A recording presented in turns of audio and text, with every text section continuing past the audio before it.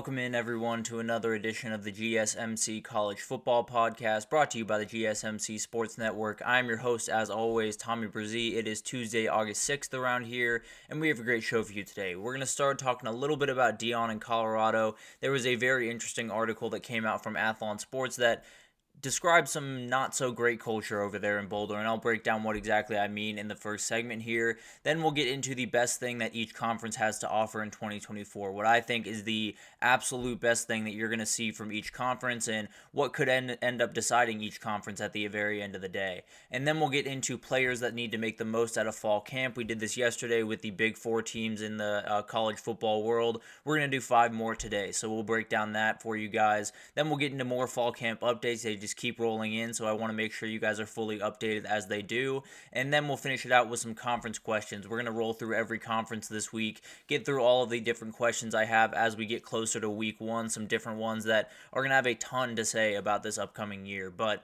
before we jump in, I do want to remind you all we get tons of questions and comments throughout the show, and the best way for you all to get your question on the screen, we can have a fun back and forth here, is to use the tip and donation link at the bottom of the screen, GSMCpodcast.net. It's a huge help not only to us here at the network, but to you all. You get to kind of have a fun, interactive experience here, and I think that's always fun for the both of us. Again, if you want to use that, that is GSMCpodcast.net.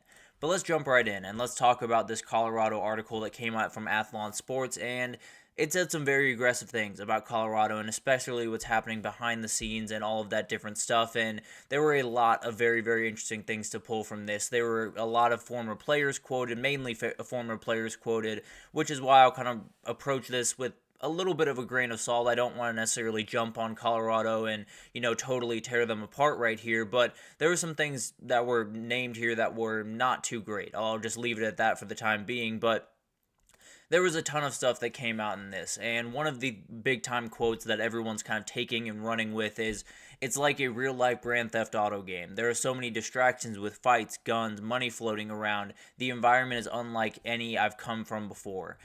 And I actually believe that it's unlike any environment he's ever come from before. We know that Deion runs things differently. That's just the reality of Colorado. When you go there, it is going to be different than every other university in college football as of right this second. Now, some might end up heading more that direction. Maybe Colorado heads more back to the pack. But as of right this second, it is different. Now, the whole, it's like real-life Grand Theft Auto, I think is a little bit blown out of proportion. If you play Grand Theft Auto, you'd be shocked if a football program was operating that way. But at the end of the day, it's obviously something that, needs a little bit of attention. This is a former player that is saying that this is pretty much a clown show. There's a million things going on that have nothing to do with football and actually take away from what they can do on the football field. So this is obviously something that, frankly, I would be surprised if it was like Grand Theft Auto, because if it was, you'd see a lot more headlines coming out of Boulder, Colorado. But at the end of the day, it does kind of paint a picture of sorts of what's kind of going on there and kind of how everything is handled. But the real one I want to get into has to do with Cormani McClain. He was the very talented corner that was there and transferred after his freshman year. He is now at Florida after walking on there, and there have been a lot of stories around him. When he came to Colorado, there were stories from Deion himself, throughout camp and all that type of thing, saying he just wasn't doing what he had to do throughout last year to get on the field and play the amount of minute or amount of snaps that someone like Travis Hunter did the year before him. So obviously that was been a big topic of conversation. That has obviously been something that has dominated a lot of what has happened around Colorado. Cormani McClain is now at Florida and seems to be doing a fine job there, although some people keep trying to say he's getting kicked off the team, although he's not. But there are definitely some things that happened at Colorado that seemed a little interesting, right? It definitely felt like he was not comfortable there. It definitely felt like something was wrong in the communication between him and the Colorado coaching staff. Well, it sounds like Cormani McClain was, as this former player puts it, was bullied by Shiloh Sanders. He says that Shiloh Sanders slapped him several times. It said it led to Cormani McClain running off the field, essentially screaming at everyone, being essentially blowing up at everyone, and he, from that point forward, was just not mentally on the team, was just not mentally there every day, and wasn't going to play the football that he's capable of playing. This is the one that is super serious to me. I think when you look at this team and you know that you know that Deion points in the direction of the star players, and frankly, every single coach in the country points in the direction of their star players. That's just the reality of this game, and it's the way that it likely should be. You have to make sure that your starting quarterback is handled probably before your third string corner, and that's just the way it is. But at the end of the day, there is a couple of things that, if this is 100% true, then we know a couple of things. One, this is a non-championship level culture, because the reality is every culture that is a championship level culture is player-led. I don't care if it's, you can demand a lot of a guy. You can absolutely push him to be the best version of himself, and to push himself in practice, and to do some things that, frankly, a lot of us would not be willing to do. What you can't do is make physical contact with him. What you can't do is slap him during practice. What you can't do is hypothetically bully him during practice, which is what Shiloh Sanders is alleged to do in this scenario. That can't happen. I understand that football is an aggressive sport. I understand that there are guys that have to get after other guys because they're not putting in the effort that they have to.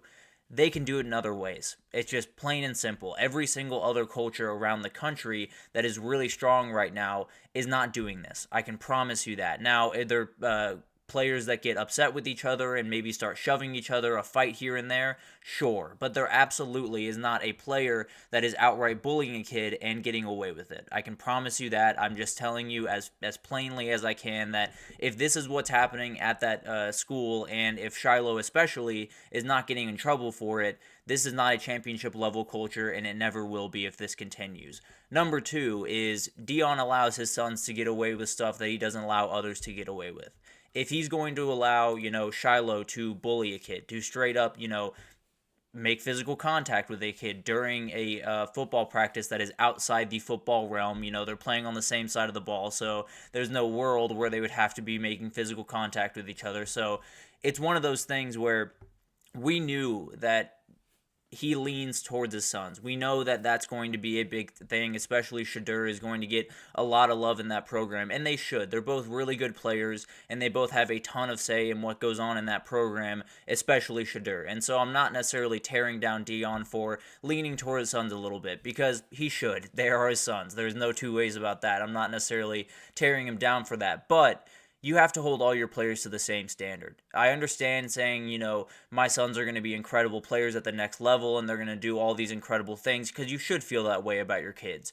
What you shouldn't do is allow your kids to walk on the field and act differently than anyone else on that team, because you're setting the wrong example for everyone else. You're setting the wrong example for them when they go forward into the NFL. There's a million different problems with that. But if this is actually happening, and I want to say if every single time that I bring this up, because these are just quotes from a former player, and if we've learned anything, there are some former players that come from Colorado that are none too happy about what happened at Colorado and are willing to, I don't want to say lie because I don't know what the story is here, but definitely don't want to tear down Colorado by any means on the other side of this. So I'm going to try to play it as straightforward as I possibly can, but it doesn't change that if this is true, they have a couple of problems that are not going to be fixed necessarily anytime soon and would take some time to fix.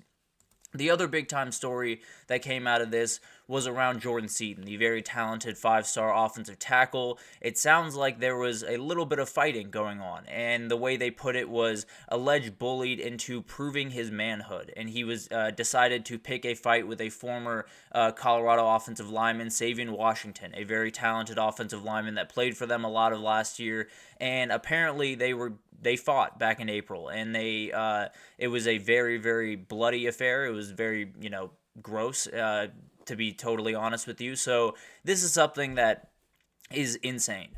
Plainly, if this is actually what's happening in that program, if that's actually what unfolds, this is gross. There's no two other ways to put it. I understand, maybe this isn't exactly how it went down, and frankly, I would be surprised if this is exactly how it went down. But at the end of the day, if this happened on your watch and you knew that you had two players fighting, it's insane, it's gross, it's everything in between. And all of these kids, they show their toughness on the football field. They show their toughness in the weight room. They show their toughness when they go out on Saturdays and they play that game. They don't need to show their toughness by fighting each other. I can promise you that. They are plenty tough. And if they're not tough enough on the football field, then they don't play. That's the reality of this game. You don't need to prove it in the locker room. That's not a reality of any sport, so I think that's absolutely insane. Frankly, I think it's incredibly gross that that's even out there into the world. If it's true, then you have some real problems on your hands, and frankly, I think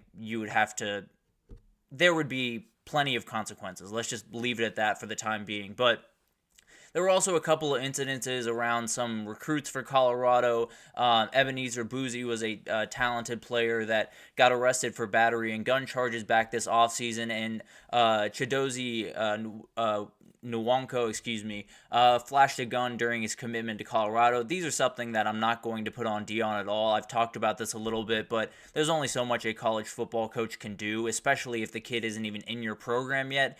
You can't necessarily stop that. I understand you want the right kids in your program, and maybe he's showing he's not the right kid, but that's something that I'm not putting on Deion. I'm not putting on Colorado, because at the end of the day, these kids are adults. They make their own decisions, and some of them make really, really bad decisions. So I refuse to use that as a moniker to throw in Colorado's face. But I have a million different questions coming out of this. And that's kind of the biggest thing here is when you're looking at this article, it has a million different crazy quotes and it has a million different things to kind of pull from and say, wow, all of this stuff is terrible and Colorado's doing everything wrong and the culture is terrible and dangerous and toxic. Whatever word you want to throw out there, it's very easy to say that.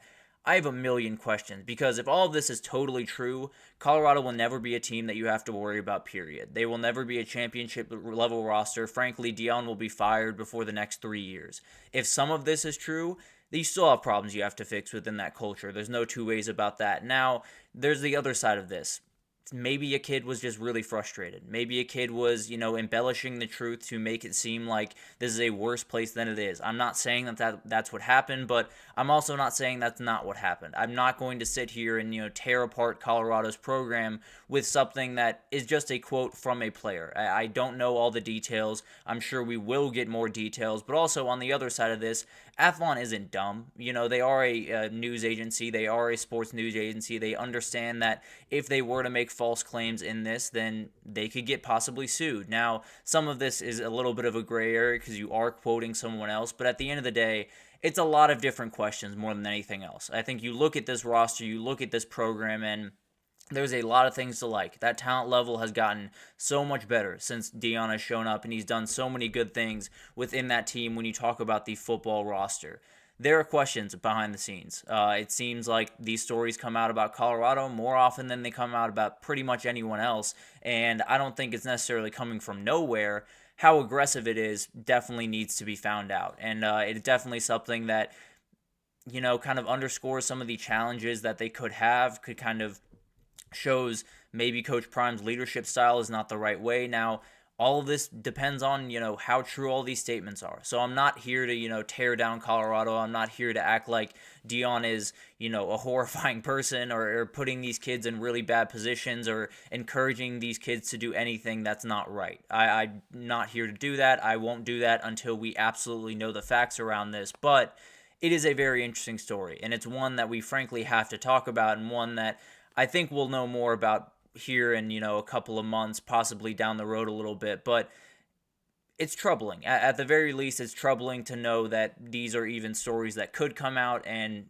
if they're true, then you have some real problems at Colorado that, frankly, might not be fixed by this current administration. But we'll see what happens. Obviously, we'll keep you updated with everything that comes out, because it is a rather explosive story that could end the entire era of Deion at Colorado. But let's take our first break here, and when we come back, we're going to talk about each conference, give you the best thing from each conference, maybe the thing that will decide each of these conferences. So stick with us, and we'll be right back with that.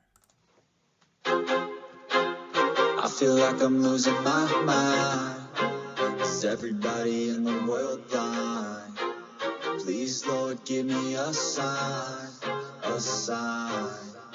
I feel like I'm losing my mind. Is everybody in the world blind?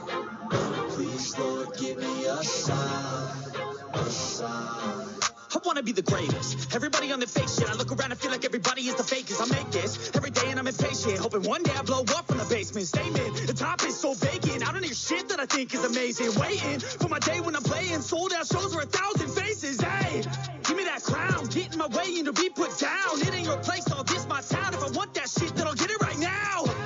I'm losing it, some lucid shit, a stupid myth. You choose to live or choose to dip. You choose to fight or lose your grip and lose a gift. I feel like I'm losing my mind.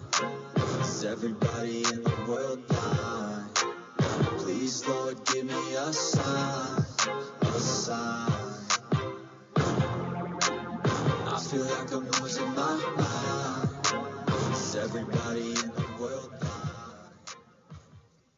Alrighty, welcome back everyone. We just talked about that Colorado article that came out from Athlon Sports, a very, very interesting article with a ton of very interesting quotes, not necessarily saying anything in stone, obviously with a lot of different things going around about Colorado, but I have to imagine we'll hear more about this down the road, so we'll update you when we do. But let's get into what we're going to get from each conference this year. What is the big thing that you're getting when you turn on an SEC game, or when you turn on a Big 10 or Big 12 or ACC game? What is the one thing that you're going to get on that Saturday? And if you don't get it, it means that other team that's not getting it is going to lose that game. It might just be the decider in a lot of these conferences. And let's start with the SEC, because I think this one is the biggest cut and dry one in the country.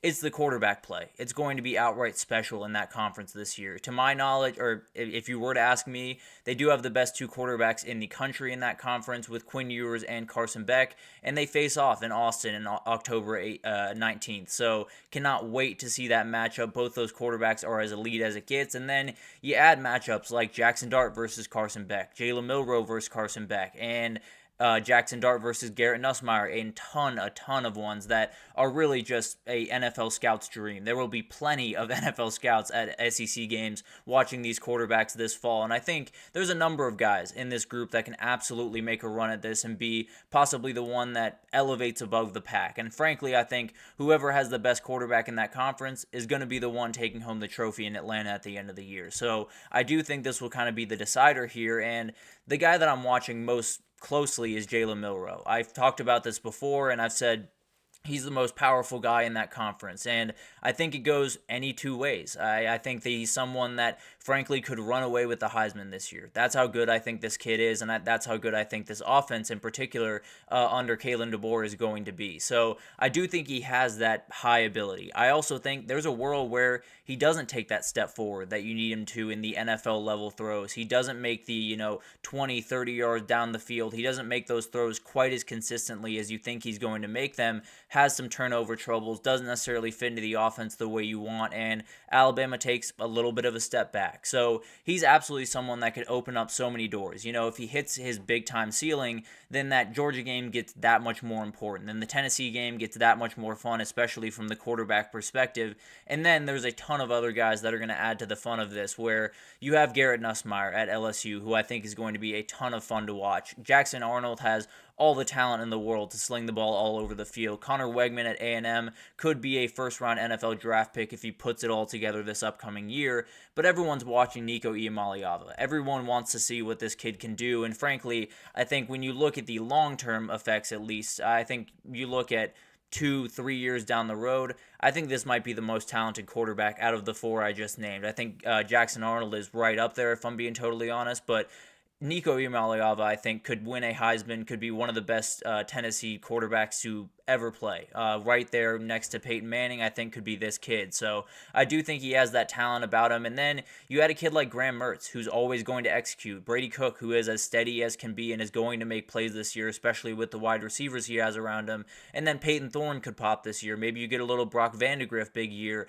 Maybe Diego Pavia comes into Vanderbilt and makes some really fun games out of it. But the reality is, when you tune into SEC play, you're going to see really good quarterback play, at least on one side of the ball. Maybe you won't see it on both sides, and the one you don't see it on, that will be the losing team 9 times out of 10. But I do think when you look at this conference, you have, in my opinion, the two best quarterbacks in the country. I think you have probably 4 of the top 6 to 8 guys in the country, and then you have guys like Nico Iamaleava, Garrett Nussmeier, Connor Wegman, Jackson Arnold that could all be top 15, top 20 guys at the end of the year if they can hit all the right notes. So it's an incredible conference, and pretty much every week you're going to have at least 2 or 3 quarterback battles that you just cannot wait to watch. But Let's move on to the Big Ten, and I want to talk about the defensive masterpieces that we're going to get this upcoming year, the polar opposite of what you're going to get in the SEC. You are going to get Big Ten football. There's no two ways about that. There is going to be a lot of running, especially with the running backs there. That's actually another thing that you're going to get is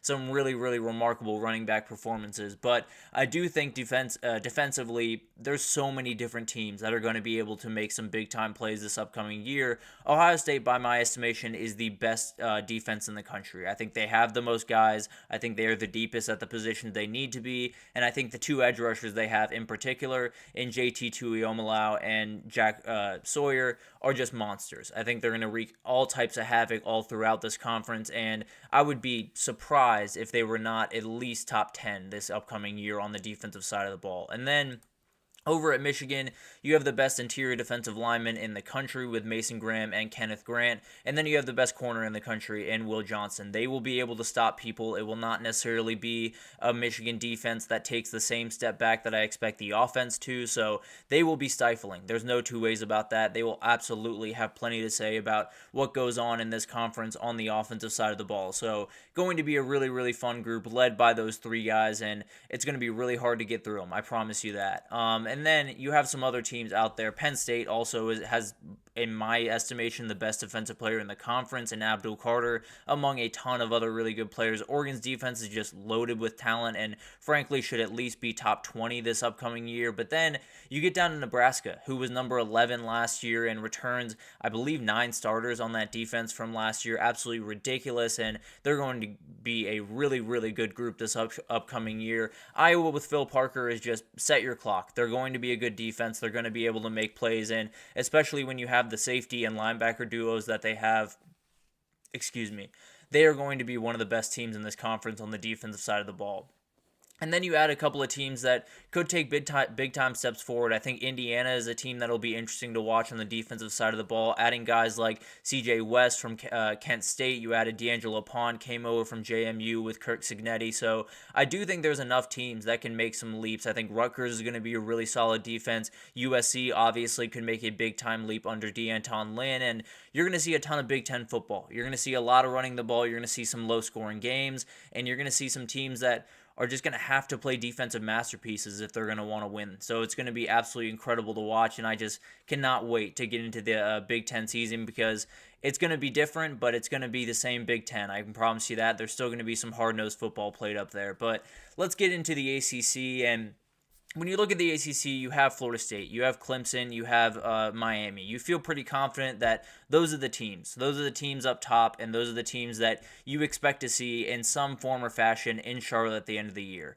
But you have a ton of spoilers in here. I do think SMU, NC State, and Virginia Tech also kind of make their way up into the upper echelon at least a little bit. But you look at a team like Georgia Tech. I think that's the most interesting team to me because any given Saturday, they can beat any team in this conference. And I'm being totally honest. This offense can keep up with pretty much anyone in the country, and they have been able to do that every game of last year. They were really, really talented on that side of the ball, and it gives them the ability to pop on a certain Saturday and beat a team like Florida State or beat a team like Clemson and possibly make some noise this upcoming year. Now, the schedule itself is a nightmare, so I think overall they're not going to be able to make too much noise in this conference, but on a given Saturday, they absolutely can. There's going to be plenty of spoilers in this conference, and frankly, I think Georgia Tech is probably the biggest of the bunch.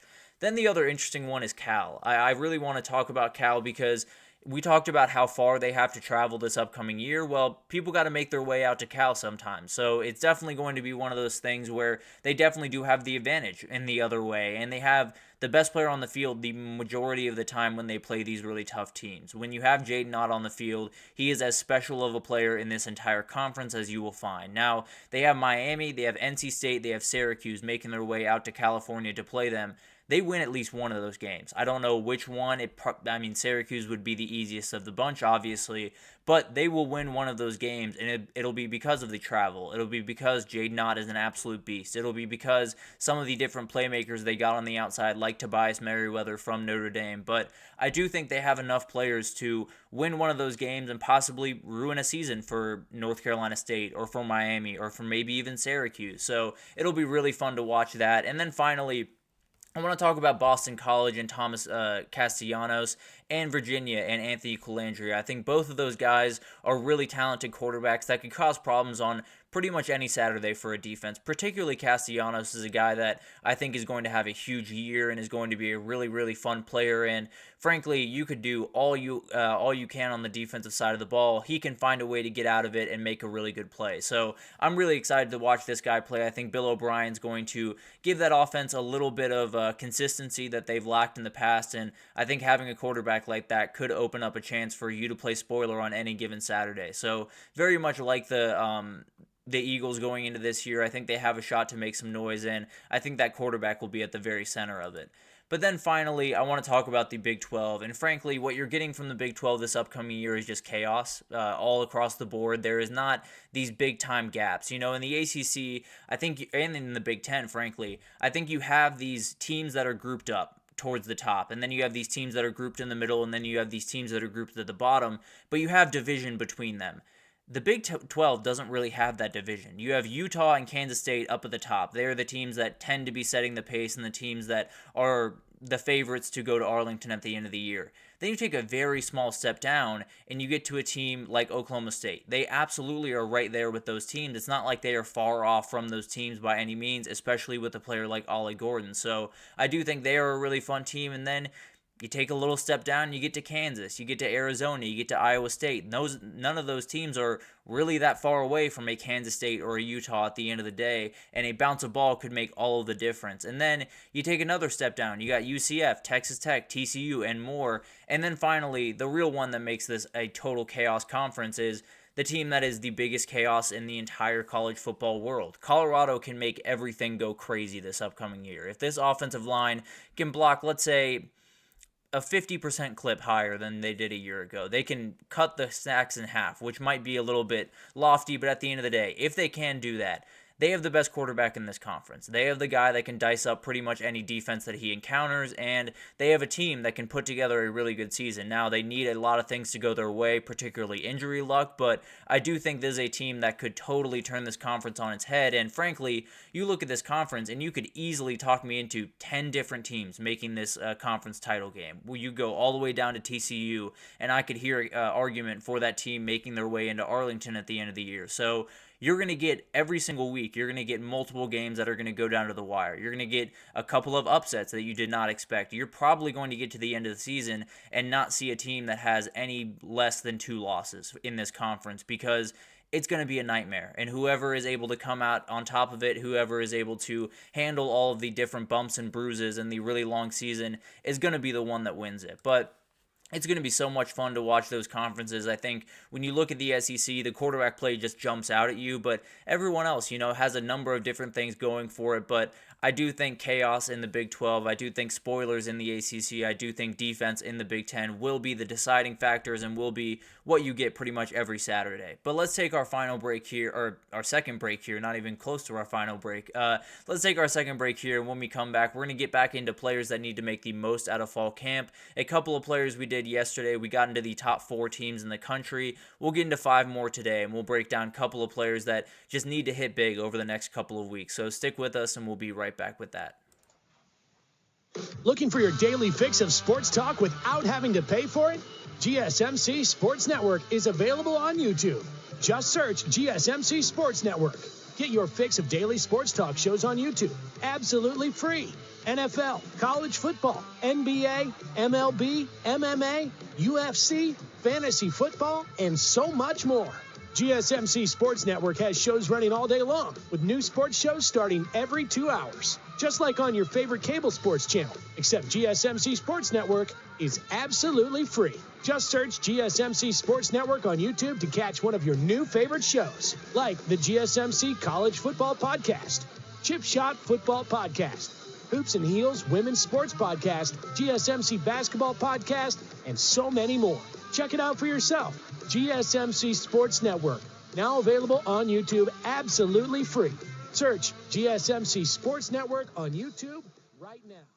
Alrighty, welcome back everyone. We just talked about what you're getting from each conference every single Saturday. You're going to get some really good quarterback play out in the SEC, and you're going to get some really good defensive play up in the Big Ten. So definitely a lot of things to watch up this upcoming year, but let's jump into the third segment here, and let's talk about the players that just have to have a big-time fall camp. We got into this yesterday. We got through the Big Four teams, as I call them, Oregon, Ohio State, Texas, and Georgia. Now we're going to get into some other title contenders, and just give you a couple of players that just have to hit it big, have to be big players in the fall camp because they're going to have to head in with a ton of confidence into this upcoming year. But let's go ahead and jump in here, and I want to start in Ole Miss, and I want to start with Chris Paul Jr. He is someone that they need to hit big. Just plain and simple, they need someone on that defensive side of the ball that can fit all of this together. I love all of the transfers that they brought in. I think they did such a good job by not just filling the needs that they need, not just filling their needs, but filling them with really, really talented, really experienced players. And that's obviously the big-time thing. You got Walter Nolan in that front line. You got Princely Umanmielen off the edge.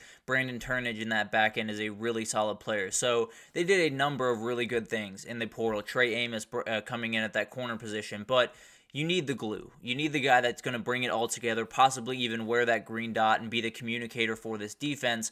I think it might just be Chris Paul Jr. And when I look at this defense overall, the linebacker group is the one that I have the most worry about. And it could be the one that kind of defines this team. If you can't run fit in the run game, you're going to have a really hard time stopping a team like Georgia with a guy like Trevor Etienne. So I think Chris Paul Jr., he comes over from Arkansas, had 74 tackles a year ago, can be a leader for this defense. No two ways about that. Can absolutely be the guy that kind of brings it all together, is the communicator, is the green dot guy at the end of the day. But he's going to have to come along during fall camp, whether it's communication style, whether it's, just getting along with your teammates a little bit better, whatever it is, he's going to have to make some strides during this next couple of weeks, and he's a plenty talented player that absolutely can pull that off, but he's going to have to make it come together because they're going to jump into a really important year, and if he can't execute, this entire defense is going to be a little more disappointing than people want it to be.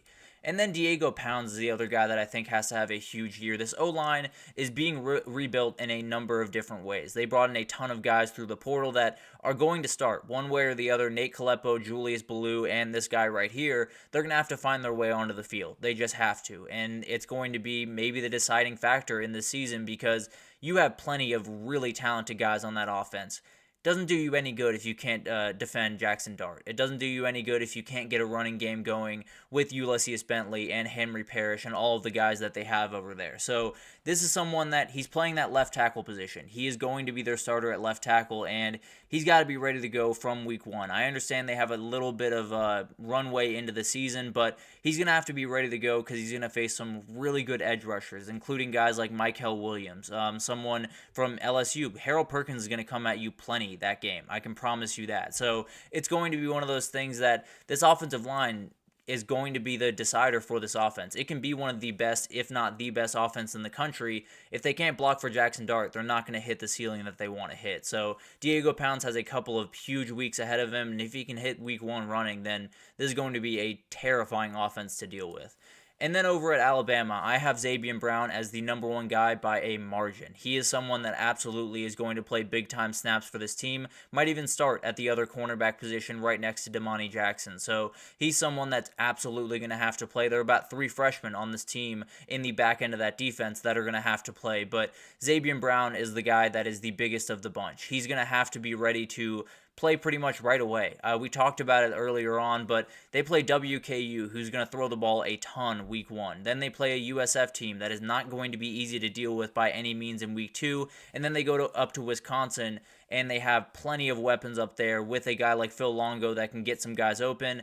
And then you have Georgia. So it's not like you have this big-time runway, especially on that back end of that defense, to get some things going. You're going to be attacked pretty much from the get-go, and if a guy like Zabien Brown does not look solid from the jump, then they're going to have some problems over there. So a couple of huge weeks for him. If he can put it together and they go in feeling good about their 2 corner positions, this back end looks a lot better than it does right now. But we'll obviously keep you updated with that as it continues on. And then Kendrick Law is the other guy that I think needs to have a big-time fall camp. this passing offense needs a guy. When I look across the options they have, Jeremy Bernard is a really good player. Kobe Prentice is a really fun player. Ryan Williams, even the freshman, I think could be a real factor for this team. But the guy that stands out is Kendrick Law. He's the one that is a big-time deep threat, which is Jalen Milroe's bread and butter. That's what he likes to throw, is that deep ball, and he throws it probably better than pretty much anyone in the entire country. And then you can get him out on screen passes, kind of like they did Jalen McMillan or Jalen Polk at Washington a year ago. You can get this guy out on the edge, and he can just open up an offense just with his feet. And that's kind of the big-time thing for a quarterback that isn't necessarily the most accurate in those short and intermediate passes. Getting them the ones that just get him in a rhythm are huge, and I think this will probably be the guy that gets those passes. But let's move along to Oregon here, and Alex Orji is the easiest answer of the bunch. He's absolutely someone that needs to take ownership of this position. He has all of the tools. He has all of the athletic ability. He does things that Jack Tuttle cannot do. So he has a leg up in this competition than over Jack Tuttle, because when he gets out on the edge, he is special. There's no two ways about it, and he's absolutely someone that is going to have a factor one way or another on this offense, but he needs to be the starting quarterback. He needs to be the guy that is on the field starting every single game, and the way he does that is just being more consistent through the air. If he can hit the guy on time, on target, then he's going to be more than fine. He's not going to be asked to do a lot. They're going to run the ball a ton in this offense, and he'll be asked to do even less than J.J. McCarthy was a year ago, but he's going to have to hit those moments when he gets them. There's no two ways about that, and absolutely is going to have to be huge for him, but he's got to have someone to pass to as well, which is why I think Tyler Morris has to have a huge year, or a huge couple of weeks as well, because they need to go in with a wide receiver one. Kind of the same deal as Alabama, where you have a lot of guys I like. You have a lot of guys that I think could be really good players. I don't know if they have an outright wide receiver one right now. This is the guy that could be that guy. I definitely think he could step up and kind of fit everyone into their roles. I think Samaje Morgan is a good player. He's probably better suited as a wide receiver 2 than a wide receiver 1. I think Frederick Moore is a good player. Probably shouldn't be the guy that you go to every single down. So I do think they're going to have someone step up, and Tyler Morris is really one of the few guys on that team that I think could. And then you have Colston Loveland, which makes this a little bit easier, but I do think they're going to have a difference maker on that outside, and I think Tyler Morris just might have to be that guy. And then you move on, you got another quarterback here. Cade Klubnik has to have a huge year or a huge couple of weeks for Clemson, because they got to walk in with this guy fully confident. It has to be no hesitation walking to Mercedes-Benz on that day, because if you don't, you're in trouble. That's just the reality. If you walk in with any type of hesitation, you are going to get trounced by this team. I can promise you that, because Georgia is one of those teams that smells blood in the water. They know when another team on the sideline is a little bit scared, and if you walk in a little bit scared, they will make you look dumb. That's just the reality, and Clemson is a very, very fun team. They are one of those teams that has a lot of things in place to make a lot of noise this upcoming year. They just got to get more from that quarterback position. I think Cade Klubnik showed some flashes last year and did some really nice things, and it is somewhat Garrett Riley having to get along a little bit better in this offense, but he's just got to make more plays. He's got to be able to hit these wide receivers at a more consistent clip, and he's got more guys to choose from this time around, but they're not necessarily as experienced as you would have liked, so it's kind of a toss-up in the air, but they got to walk into that week 1 matchup knowing that this is their guy, knowing that he's going to play elite football, and if they don't, they're going to get chewed up and spit out. So a huge couple of weeks for Cade Klubnik, and if he can have a huge couple of weeks into a huge season, then this is a very, very fun player that could totally elevate what this team is capable of this year. And then I really just wrote down the wide receivers as a whole, but Adam Randall might be the number one guy here. I do think there's a number of guys on this team that need to make some noise. I think Troy Stelato's got to make some plays pretty much consistently for this team. I think Antonio Williams is a very veteran player, but he's got to show that. He's got to be the guy that you can go to on a third down and feel very confident that he's going to make that catch. I think Adam Randall's the one that opens up this offense. I think he is a big physical receiver, the one that you can throw up to in a 50-50 type situation and feel good that he's going to come down with it. And I think he kind of opens up this offense in a way that the other two really good players, but don't necessarily have that big pop play ability as Adam Randall does. And you would love for Bryant Wesco and TJ Moore, the two freshmen over there, to show flashes throughout their first year. you don't want them being the guys. You'd never want them being the guys that you have to go to. So I think someone like Adam Randall could kind of open up this offense and just make everything a little bit easier on guys like Antonio Williams, guys like Bryant Wesco coming into the offense. You're going to need a leader there, and it's going to have to be a veteran guy. So Adam Randall might just be that guy. And then you got Florida State. I'm going to take DJU, and he's someone that this is really easy. There's no two ways about that. I think he comes in with a lot of questions about the consistency he can have at the quarterback position, especially throwing the ball, and he can throw that. He can show that over the next couple of weeks that he's kind of gotten over that. It's not going to be perfect. There's going to be moments where it doesn't look perfect, but at the end of the day, he absolutely has a huge ceiling, and if he can start to get some consistency in the passing game and start to get a rapport with these wide receivers, they can be really dangerous on the offensive side of the ball. I can promise you that. And then on the outside, you're going to have a wide receiver to throw to, and while I think Malik Benson's going to be a great player, I think Hakeem Williams might be the one that totally changes this offense. I think he might be the most special of the bunch, and I think he's someone that, kind of like Keon Coleman from the last couple of years, can just go up and get touchdowns for you. If you need a play late in that Clemson game, this might be the guy that ends up making that play. So I think he has to have a next couple of weeks has to be huge for him. He has to show that right up there next to Malik Benson, they have another guy that's going to be as much of a problem, and you're going to have to worry about him just as much. So I think he's a very special player, and I think with someone like DJ, when you have a guy that has that big catch radius and can catch some screen passes and go for 40, 50 yards, it helps you a ton. So I absolutely love this kid in general. I think he's going to be an absolute beast, and he's going to have to be over the next couple of weeks as they head into this huge year for Florida State. But let's take our third break here, and when we come back, we're going to do some fall camp updates. We just gave you some players that have to have huge fall camps. Let's see if they are having huge fall camps thus far. So we'll break that down right after this, so stick with us.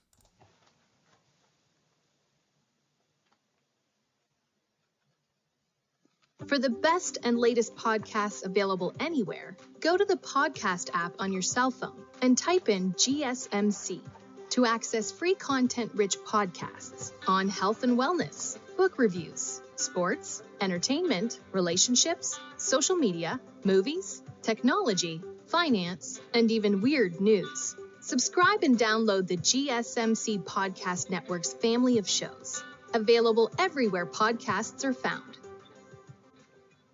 Alrighty, welcome back everyone. We just broke down some of the players that just have to have big fall camps. They have to go into the season with a lot of confidence. A couple quarterbacks on that list, including Cade Klubnik and DJU. They're absolutely going to have huge camps and go in with a ton of confidence into week one because they don't necessarily have the easiest matchups going into week 1 or week 0 for Florida State. But let's get into some fall camp intel. There is so much going on all around the country, and the updates just keep rolling in. So I'm trying to keep you as updated as I can, and we'll start over in Nebraska.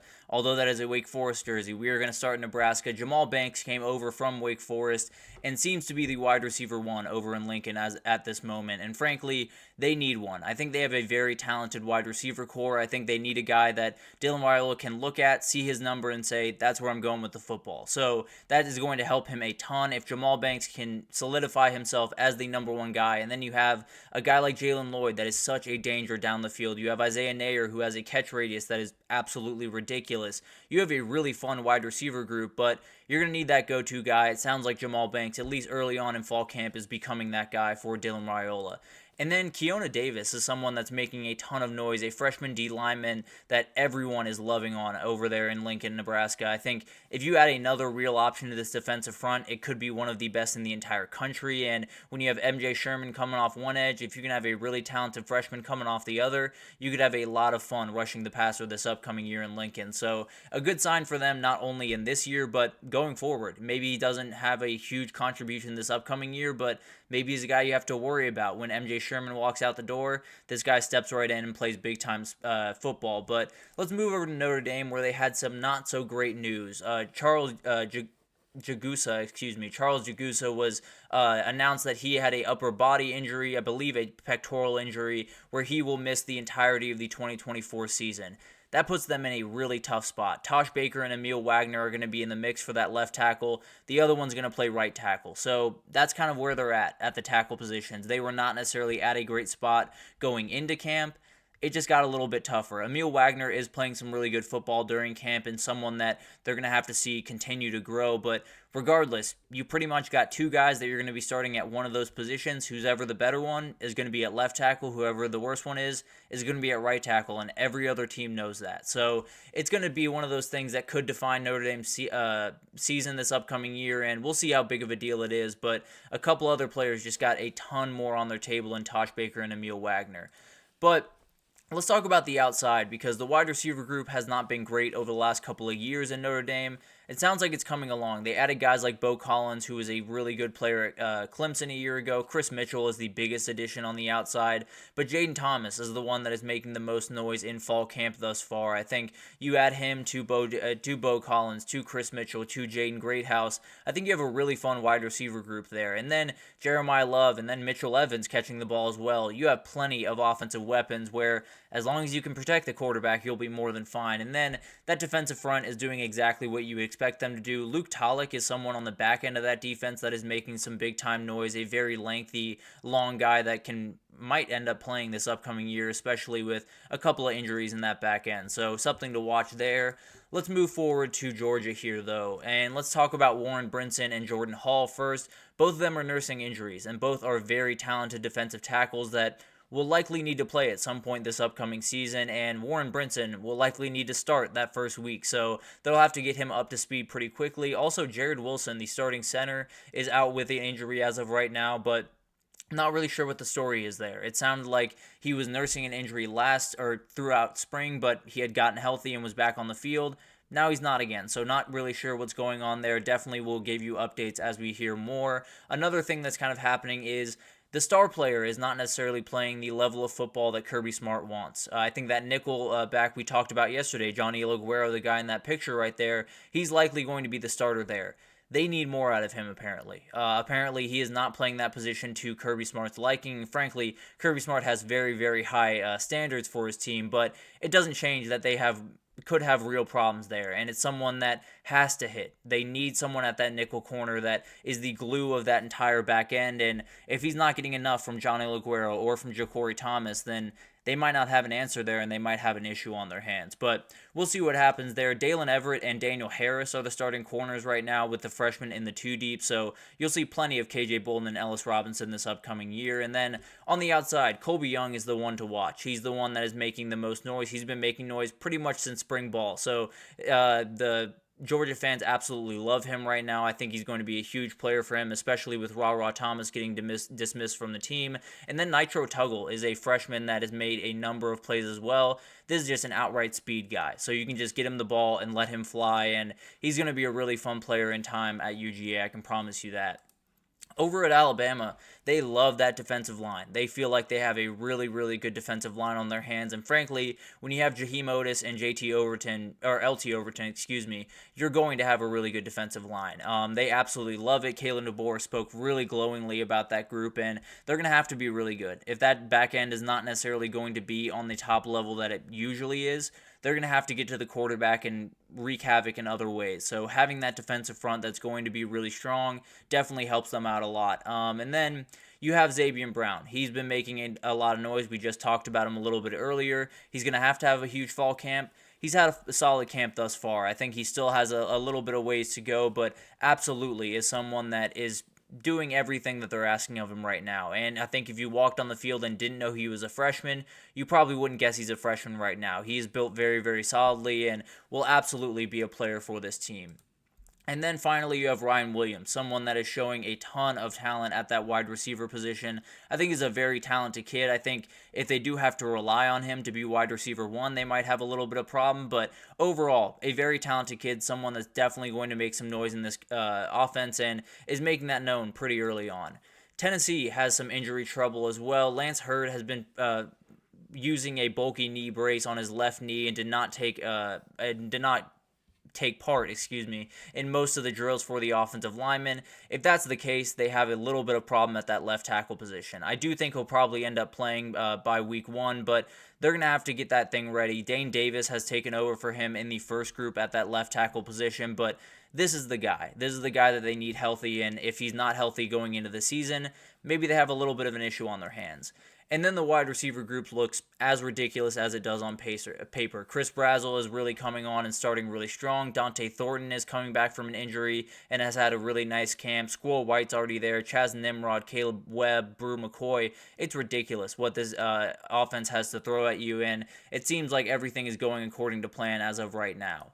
Over at Ole Miss, you have Juice Wells, who came in from South Carolina, and there is some bad blood between him and the Gamecocks, it seems, which will be a very fun game this upcoming year. But it sounds like he's doing exactly what he did in the 2022 season, which was downright special. He is a really, really fun player, and if he can come along the way that Ole Miss fans expect him to and the way he is right now, they have two wide receiver ones on that roster in him and Trey Harris. So very much like this kid. I think it's a very talented kid that absolutely will make some noise. Some injury news that was not so great, obviously not around Jackson Dart, although there was apparently a rumor going around that he had trouble with his ACL. He does not. He is more than fine and is absolutely dominating that defense apparently in matchups. But Nate Kalepo is someone that we need to talk about. He is a transfer guard from Washington, and he is not playing as of right now. He is not in practice and has kind of been just a viewer for most of the practices, and it sounds like he'll be fine. Sounds like it's not too big of an injury, but definitely something to watch, again, with an offensive line that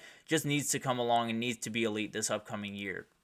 Over at LSU, Sage Ryan is working at the cornerback position. He came in as a safety, and that's where a lot of people have put him, so some people are surprised. I tend to think cornerback is probably where he fits better, especially with the makeup of the rest of this team, so I do think this is probably the best decision, and we'll see what happens with him, but I tend to think corner is probably the place for him to be. And then the guy that's really showing out back there is Ashton Stamps. He has gotten a ton of really, really good reviews, playing really consistent, solid football, and that's exactly what this back end needs. They need a guy that when you see his number guarding someone, you feel pretty confident the ball is not going in that direction. So very much like this kid, likely will be a starter on that back end and will be huge for them this upcoming season. And then not so much new news by any means. Kyron Lacey is a monster. He is absolutely dominating pretty much everyone in that practice and will be a huge player for this team. He is going to be the outright wide receiver one by a pretty comfortable margin, if you ask me, and he might just be one of the best wide receivers in the country this upcoming year. So I do think he's going to be a monster, and he's showing that throughout fall camp.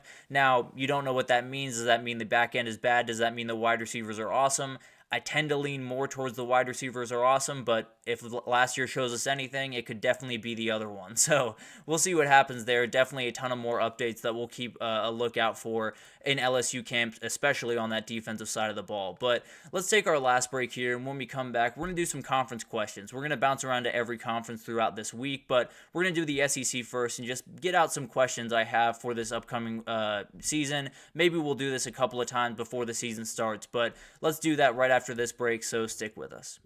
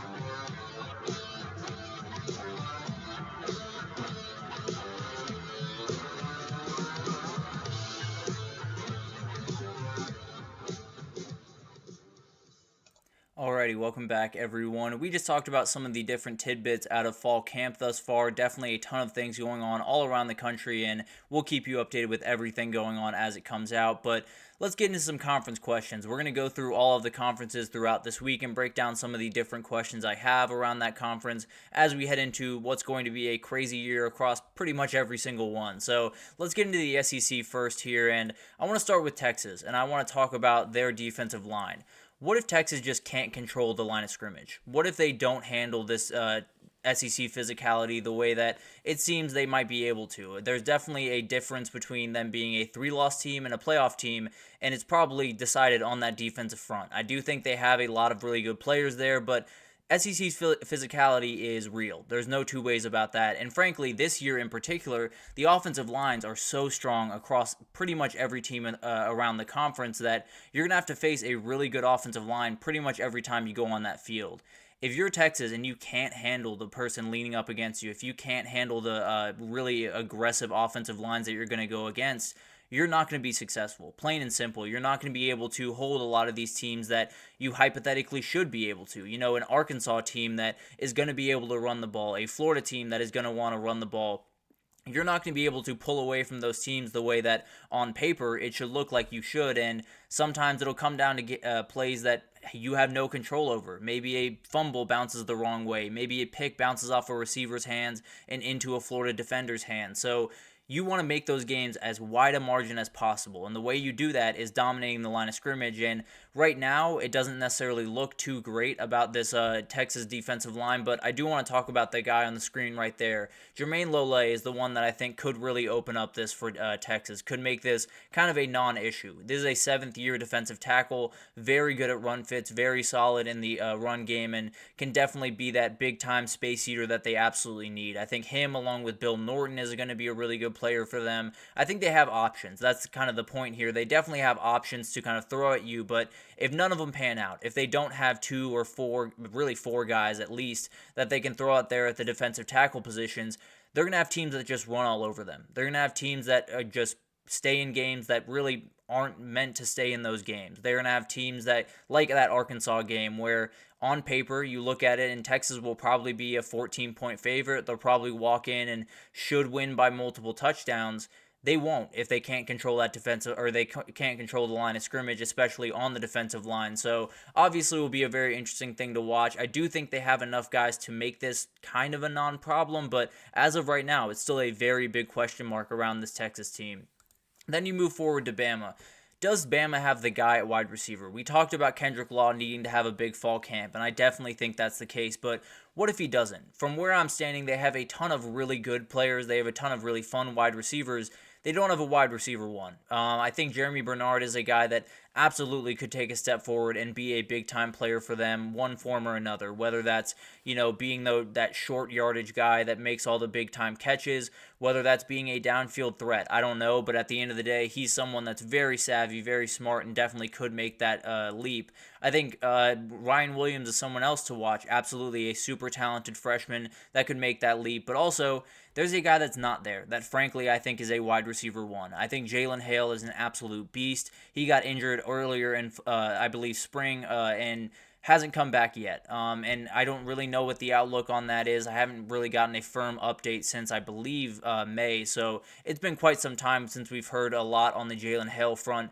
But this kid is outright incredible. If he's on this team, if he can get back as quickly as possible, I don't know how quick that would possibly be, but I absolutely love this kid. I think he could be a wide receiver one on many different rosters around the country, and I think especially on Alabama's, he could be a huge player. Now, they don't necessarily have him right now, so that obviously opens the door for a guy like Jeremy Bernard or a guy like Ryan Williams to make some big-time plays throughout fall camp, but as of right now, I look at this roster and I don't see a wide receiver one. Well, I see a wide receiver one, but he's just on the bench right now. So if they can get Jalen Hale back, a lot of this stuff changes. But as of right now, I don't see that guy at the wide receiver position. He could show himself over the next couple of weeks, but as of right now, don't necessarily love where that position is at for Alabama.